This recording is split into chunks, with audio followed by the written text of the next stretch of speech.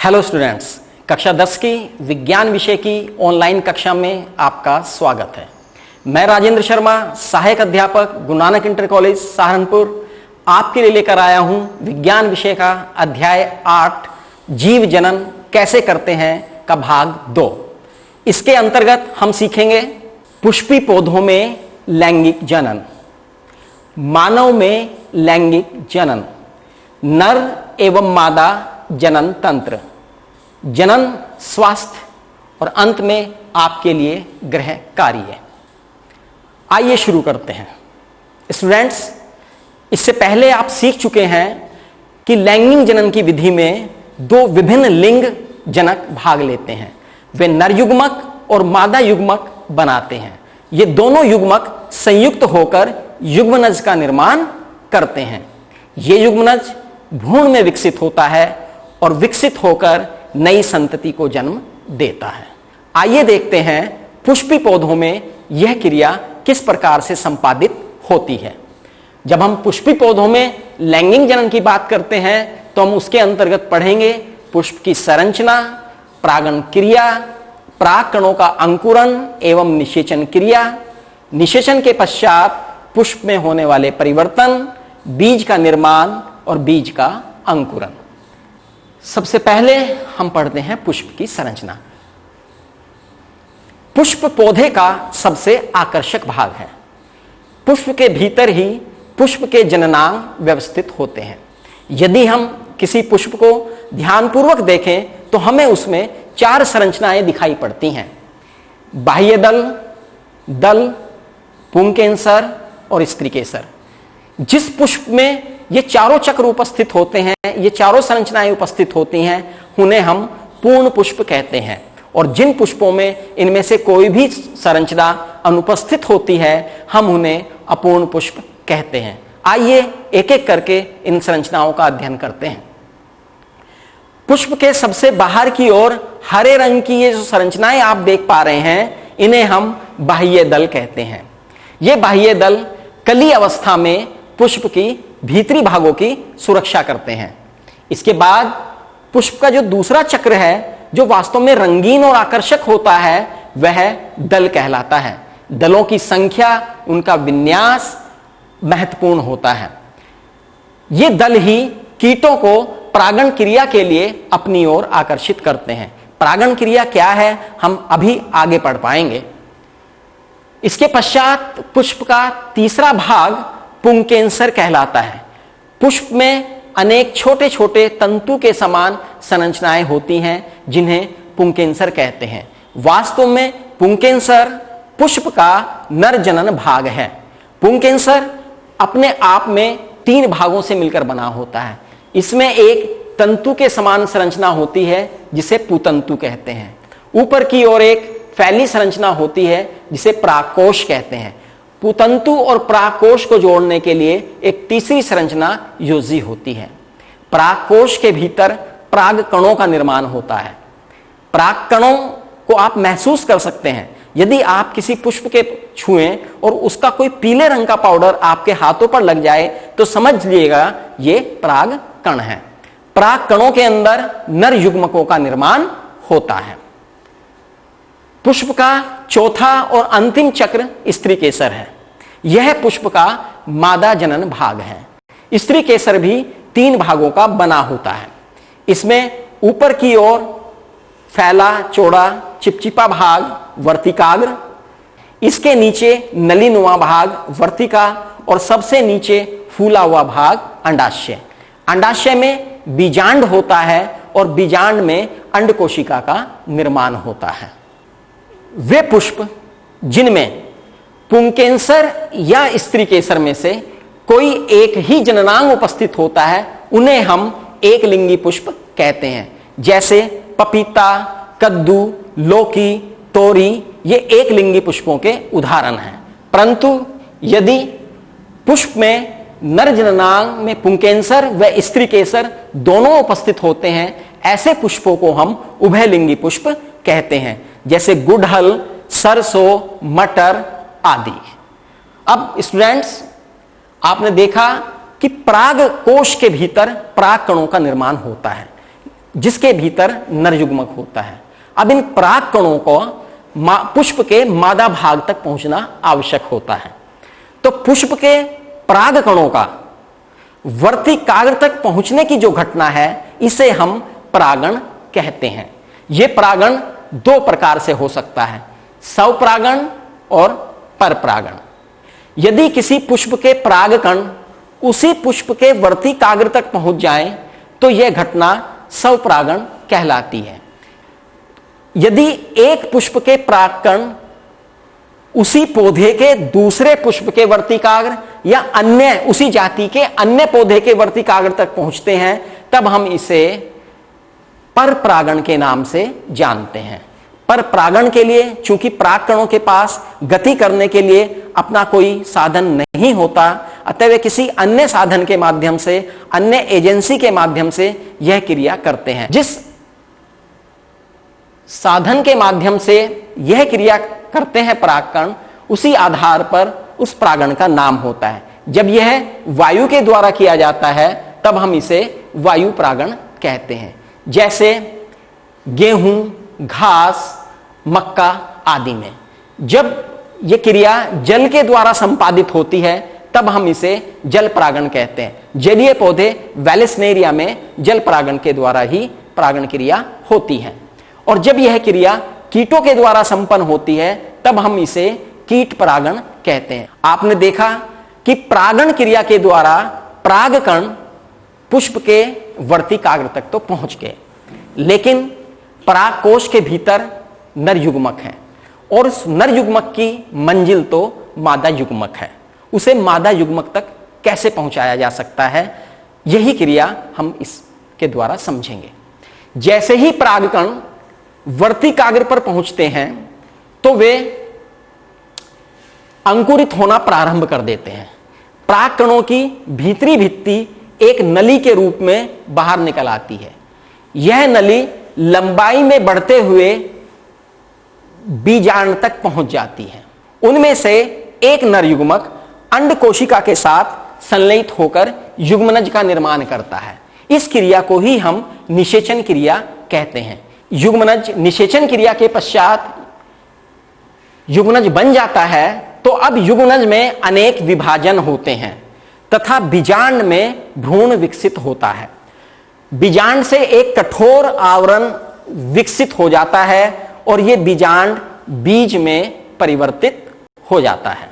निषेचन के पश्चात पुष्प में होने वाले परिवर्तन, बाह्य दल जो हरे रंग के थे प्राय सूखकर गिर जाते हैं। दल जो रंगीन थे प्राय सूखकर गिर जाते हैं।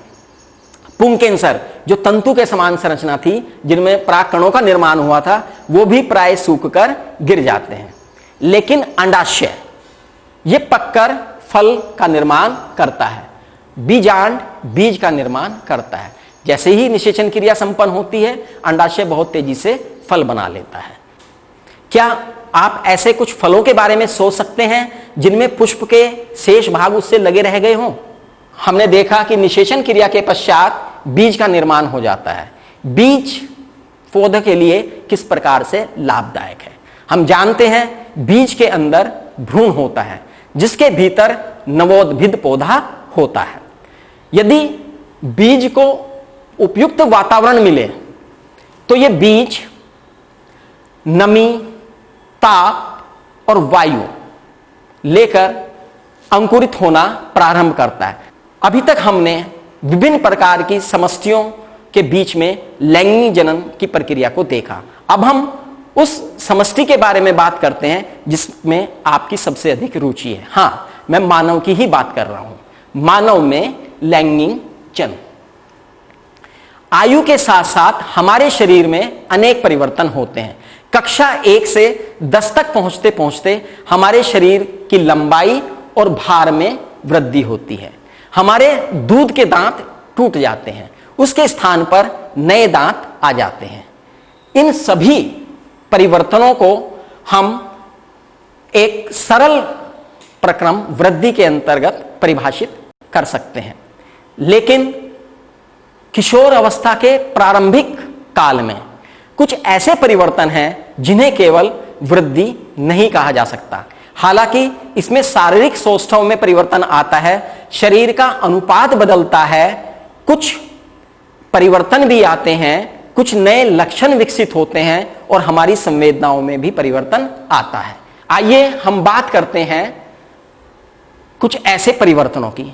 इनमें से कुछ परिवर्तन तो लड़के और लड़कियों में एक समान होते हैं।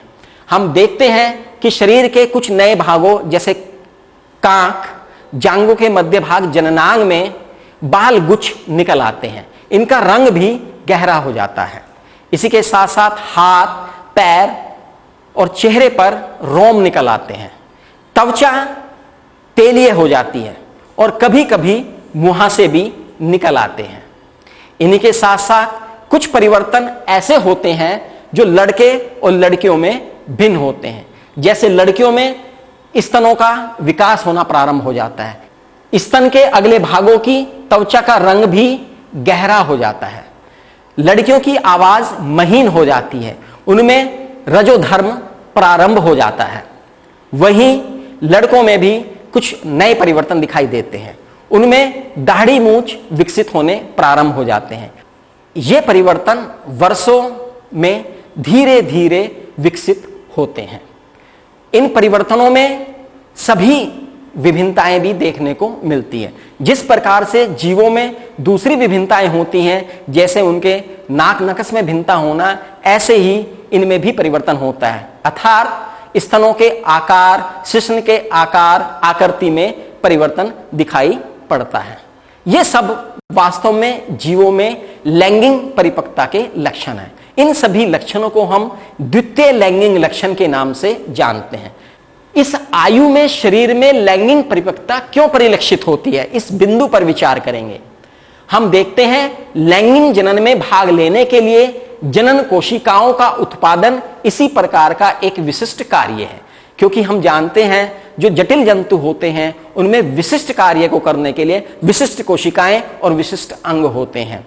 तो जनन कोशिकाओं का उत्पादन भी एक विशिष्ट कार्य है। तो इस विशिष्ट कार्य को करने के लिए हमारे शरीर में सामान्य वृद्धि के साथ साथ हमारे जनन ऊतक भी परिपक्व होते हैं। हालांकि प्रारंभ में जनन ऊतक का विकसित होना मुख्य बिंदु नहीं होता। शारीरिक वृद्धि जब हमारी मंद पड़ने लगती है तब हमारे जनन ऊतक विकसित होने लगते हैं और वो जनन कोशिकाओं का उत्पादन करना प्रारंभ कर देते हैं। इस कारण से ही इस हमारे शरीर में लैंगिक परिपक्वता आती है। किशोर अवस्था की इस अवधि को हम यौवना आरंभ कहते हैं। लैंगिक परिपक्वता का संबंध जनन से किस प्रकार है, इस बारे में हम अगर सोचें तो लैंगिक जनन प्रणाली का अर्थ है कि दो भिन्न व्यक्तियों की जनन कोशिकाओं का परस्पर संलयन। अगर यह संलयन बाह्य होता है, मोचन बाह्य होता है, जैसे पुष्पी पौधों में होता है, तो हमने देखा उसमें विशेष प्रकार की कोशिकाएं और अंग उत्पन्न होते हैं। लेकिन यह भी हो सकता है कि यह समायोजन आंतरिक हो।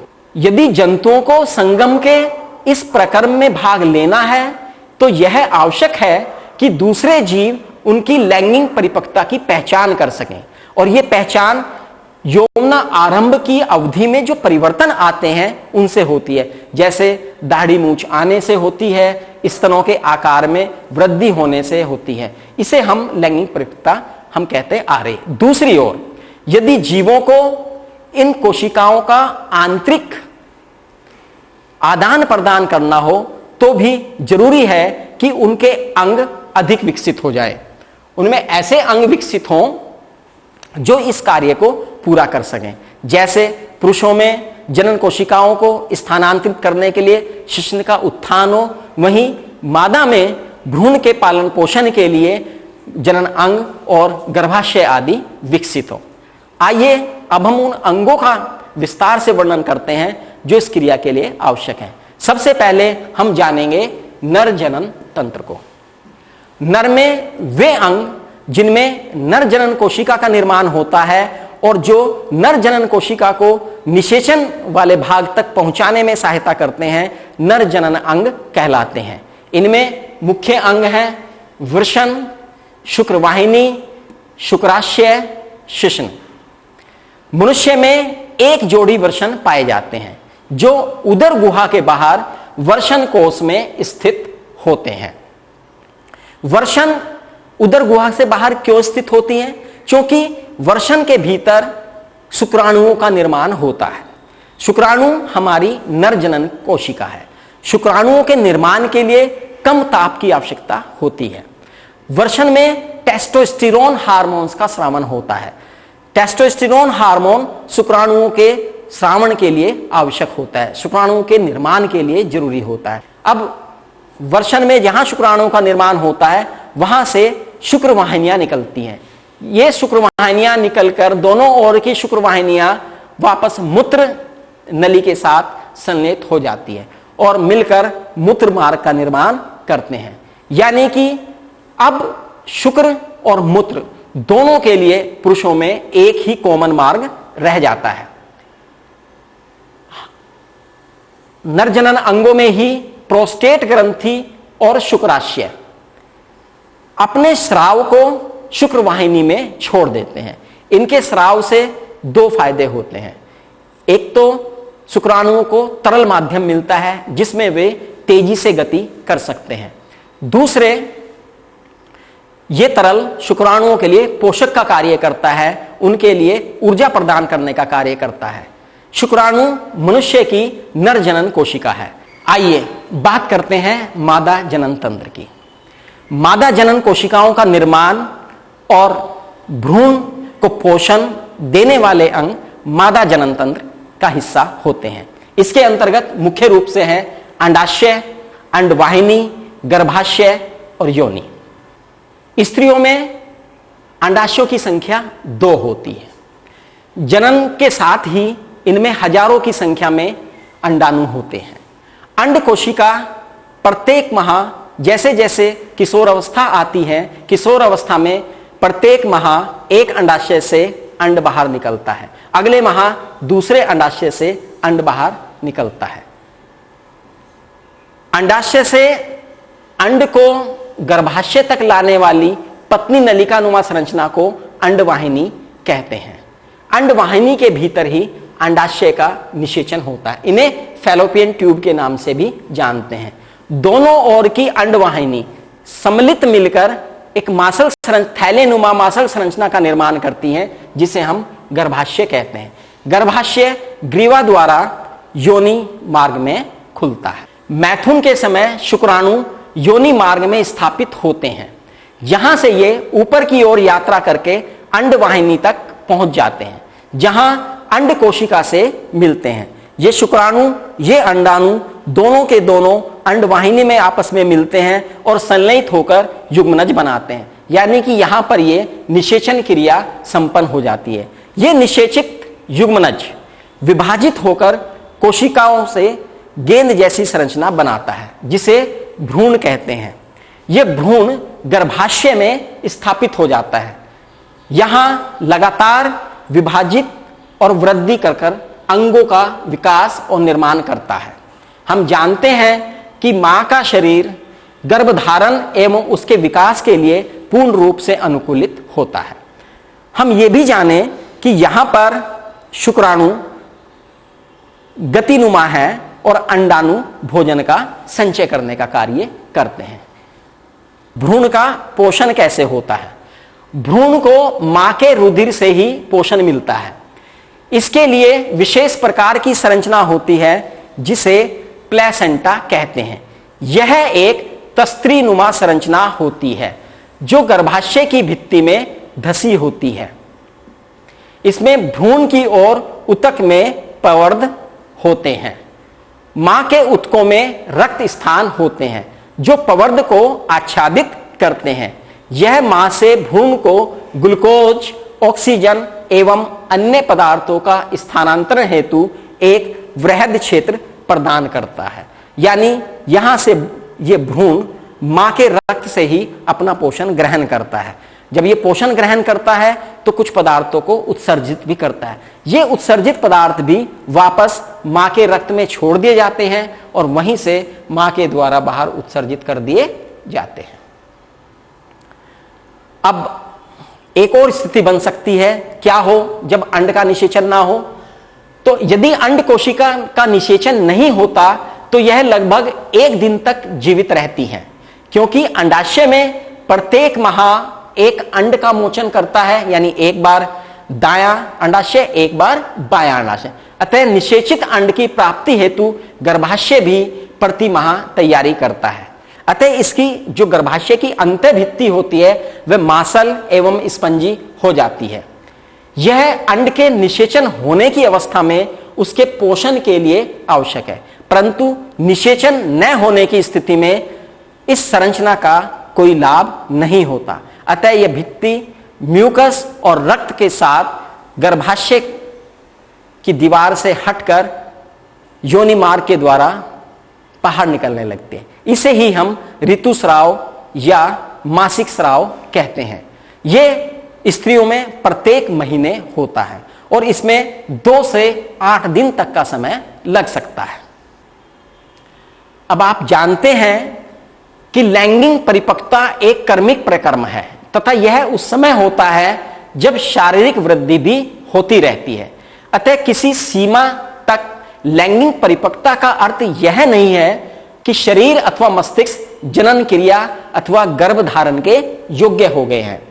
हम यह निर्णय किस प्रकार ले सकते हैं कि शरीर एवं मस्तिष्क इस मुख्य उत्तरदायित्व के लिए तैयार हो गया है। हमारे पास कई तरह के दबाव होते हैं। इसमें मुख्य रूप से 3 तरह के दबाव होते हैं। एक हमारे मित्रों का दबाव होता है जो हमारी न इच्छा होते हुए भी हम पर इस कार्य के लिए दबाव बना सकता है। हमारे परिवार का दबाव हम पर संतान उत्पत्ति करने हेतु हो सकता है, या हमारी सरकारों का दबाव संतान उत्पत्ति न करने हेतु होता है। अतः हमें बहुत विवेकपूर्ण और समझबूझ के साथ इस बात का निर्णय लेना पड़ता है कि कब हम संतानों उत्पत्ति के लिए तैयार हैं या नहीं। यौन संचारी रोग,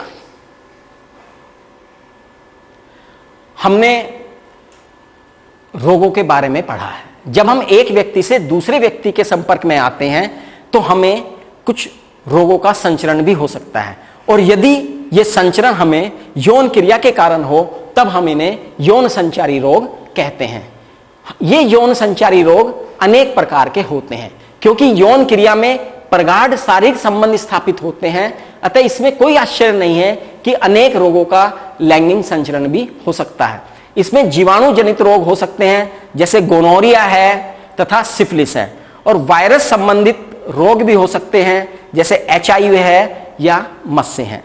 अब इन रोगों को जनन क्रिया के द्वारा कैसे रोका जा सकता है? क्या कोई ऐसी विधि है कि हम इन संचारी रोग से बचे जा सकें?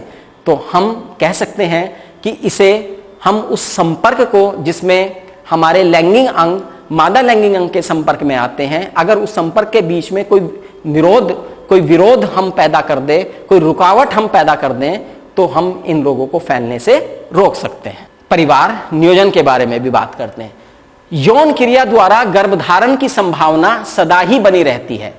गर्भधारण की अवस्था में स्त्री के शरीर एवं भावनाओं की मांग एवं आपूर्ति बढ़ जाती है। यदि वह इसके लिए तैयार नहीं है तो इसका उसके स्वास्थ्य पर विपरीत प्रभाव पड़ता है। हम जानते हैं जब भी जनन क्रिया होगी, लैंगिक संपर्क में हम करेंगे तो संतान उत्पन्न की संभावना जो है बहुत बढ़ जाती है। लेकिन यदि कोई स्त्री इसके लिए तैयार नहीं है तब हमें अनेक ऐसे गर्भधारण के साधन सोचने होंगे जो इनको रोक सकें। यह गर्भरोधी तरीके अनेक प्रकार के हो सकते हैं। परिवार नियोजन के साधन, तो हमने जैसा बताया है, जब हम लैंगिक संपर्क में होते हैं तो संतान उत्पन्न करने की संभावना अधिक बढ़ जाती है। लेकिन यदि हम संतानों उत्पत्ति की इस संभावना को रोकना चाहते हैं तो हमें कुछ ऐसे तरीके अपनाने होंगे जिसके कारण हमारे जनन द्रव्य जो है दूसरे लिंग के जनन द्रव्य के साथ ना मिले। इसमें कुछ यांत्रिक अविरोध वाले तरीके भी हो सकते हैं, जिसमें निरोध के माध्यम से जो शिश्न के शीर्ष पर इस्तेमाल किया जाता है। इसमें दूसरा है रसायनों का प्रयोग करके हार्मोन के संतुलन को परिवर्तित करके। यह प्राय गोलियों के द्वारा किया जाता है, जिन्हें हम गर्भ निरोधक गोलियां कहते हैं। लेकिन इससे हमारे शरीर का हार्मोनल संतुलन बिगड़ने की संभावना हो सकती है। एक और संरचना है कॉपर टी। जिसका इस्तेमाल महिलाओं के द्वारा गर्भरोधन हेतु किया जाता है। लेकिन कुछ स्थायी तरीके भी हैं। यदि इसे हम पुरुष नसबंदी और महिला नसबंदी के द्वारा समझ सकते हैं। यदि हम पुरुष की शुक्र वाहिनी को ऑपरेशन के द्वारा काट दें तो शुक्राणुओं का मार्ग जो है मूत्र मार्ग तक पहुंचने तक रुक जाएगा। इसे हम पुरुष नसबंदी कहते हैं। ऐसे ही यदि महिलाओं की अंडवाहिनी को बीच में से काटकर बांध दिया जाए तो अंड कोशिका भी गर्भाशय तक नहीं पहुंच पाएगी। ये परिवार नियोजन के स्थायी तरीके हैं। लेकिन उस स्थिति में क्या करें कि यदि गर्भधारण हो ही जाए तो उसके लिए भी एक तरीका है गर्भ समापन, जिसमें शल्य क्रिया के द्वारा भ्रूण में स्थापित गर्भ को एक निश्चित अवधि की सीमा तक समापन कराया जा सकता है। लेकिन आजकल हम इसका गलत उपयोग कर रहे हैं। एक विशेष लिंग के संतान की चाहत में हम बालिकाओं की हत्या कर रहे हैं, जिससे लड़कों और लड़कियों का लिंग अनुपात बिगड़ रहा है। एक सभ्य समाज में इन दोनों का लिंग अनुपात लगभग बराबर रहना चाहिए। अब जनसंख्या वृद्धि एवं इसके प्रभाव। अब जनन एक ऐसा प्रक्रम है जिसके द्वारा जीव अपनी समष्टि की वृद्धि करते हैं। एक समष्टि में जन्म दर एवं मृत्यु दर उसके आकार का निर्धारण करते हैं। अगर इसमें अंतर होगा, यानी जन्म दर अधिक हो जाएगी, मृत्यु दर कम हो जाएगी, तो जनसंख्या का आंकड़ा बढ़ता चला जाएगा। और जब देश में जनसंख्या बढ़ती चली जाती है तो जन सामान्य के रहने का जो स्तर है वो गिरना प्रारंभ हो जाता है। जो सुविधाएं हैं उनमें कटौती प्रारंभ हो जाती है। सोचिए कि जिन सुविधाओं को हम नहीं ले पा रहे हैं उसका कारण क्या हमारी ये जनसंख्या वृद्धि तो नहीं है। अतः हमें जनसंख्या वृद्धि पर भी रोक लगाने की आवश्यकता है। इसके बारे में भी सोचने की आवश्यकता है। अतः हमने आज सीखा कि किस प्रकार से लैंगिक जनन पुष्पी पौधों में संपन्न होता है, मानव में लैंगिक जनन की प्रक्रिया किस प्रकार से संभव होती है, नर और मादा जनन तंत्र क्या है और जन स्वास्थ्य का हमारे जीवन पर क्या प्रभाव पड़ता है, ये हमने आज इस अध्याय में, इस अपने लेक्चर में सीखा है। अब आपके लिए कुछ गृह कार्य है। मानव में वृषण के क्या कार्य हैं? पुष्प की अनुदैर्ध्य काट का नामांकित चित्र बनाइए। गर्भ निरोधन की विभिन्न विधियां कौन सी हैं? परागण क्रिया निषेचन क्रिया से किस प्रकार से भिन्न है? इन प्रश्नों का आपको उत्तर खोजना है। आइए देखते हैं इससे अगले लेसन में हम क्या सीखेंगे। हम सीखेंगे आनुवांशिकता एवं जैव विकास। तो स्टूडेंट्स, हमने आज लैंगिक जनन की प्रक्रिया को समझा। धन्यवाद।